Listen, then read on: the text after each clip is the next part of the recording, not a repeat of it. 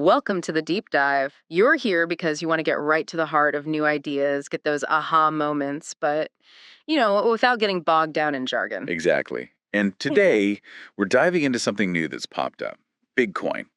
That's right, Bigcoin. We've got the white paper right here. Yep. And our mission really is just to pull out the key stuff for you. What is Bitcoin? Why might you even care? Let's unpack it. Okay, Bigcoin. The name itself obviously makes you think. Bitcoin. Yeah, Bitcoin. And they don't hide from that comparison at all. There's a quote right in the paper. Bitcoin's mission is simple: to become the most recognized token in the world. It is Bitcoin, but bigger. That's a bold claim right out of the gate. It is. So what are they building on here? What Bitcoin ideas are they using? What seems they're taking the core mechanics people already understand. Things like the fixed supply, only 21 million coins ever. Okay, just like Bitcoin. Right. And the halving schedule, where the rate of new coins slows down over time. And just the general idea of it being, decentralized. So build on the familiar. But why create a new coin if it's so similar? They must think there's something missing or wrong with Bitcoin for certain people. They do address that. They talk about newer users, think gamers, creators, maybe first-time investors. Right. And for them, the white paper suggests Bitcoin feels, and I quote, too expensive, too slow, and too disconnected from the worlds they live in. Okay, let's break that down. Too expensive.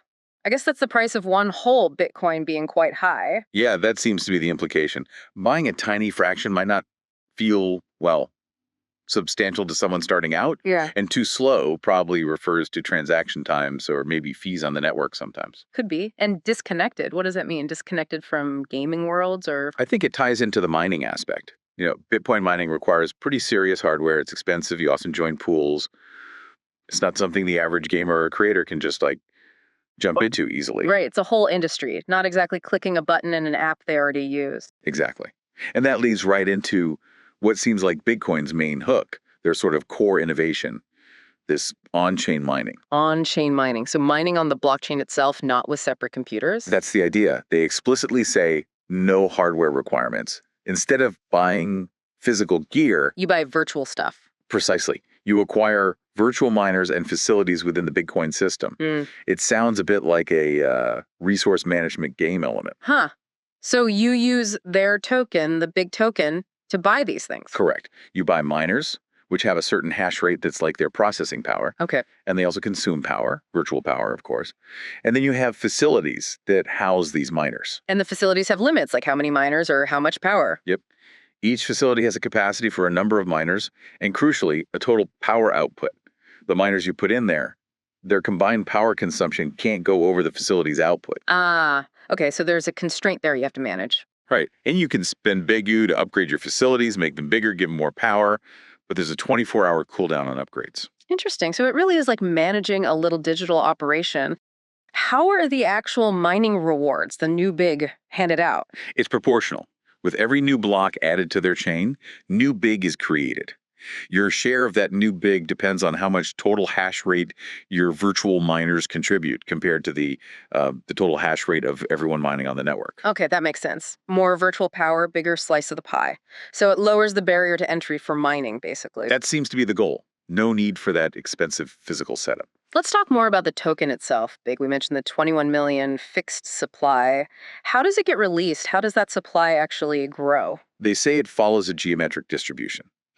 Basically, the amount of new big coming into existence slows down over time. It starts at 2.3 big per block mine. A block, okay. And the slowing down, is that the halving thing again? Exactly. Echoing Bitcoin, they have a halving schedule. After every 4,200,000 blocks are mined, that block reward gets cut in half.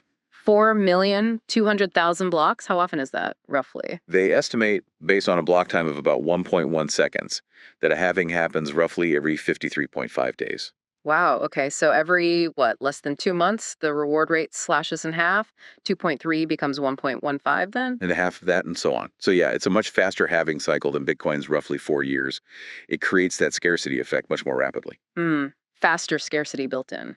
Okay, so mining creates new coins, halving slows it down. What else is going on with the tokenomics? The paper mentioned burns and referrals. Right. These seem key to their whole model for like growth and maybe managing the token's value.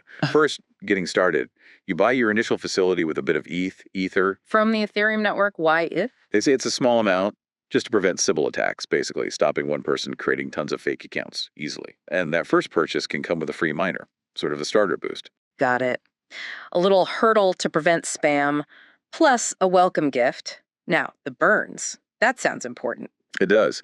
They state that 75%, three-quarters of all the big years spent on buying new miners or upgrading facilities, gets permanently burned. Burned means destroyed, removed from supply forever. That's right, taken out of circulation completely. Yeah.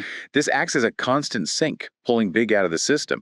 It's meant to create deflationary pressure. Less supply could mean higher value potentially. 75% is a lot to burn. That's quite aggressive. And the referrals, how do they fit in? That's the growth engine, it seems.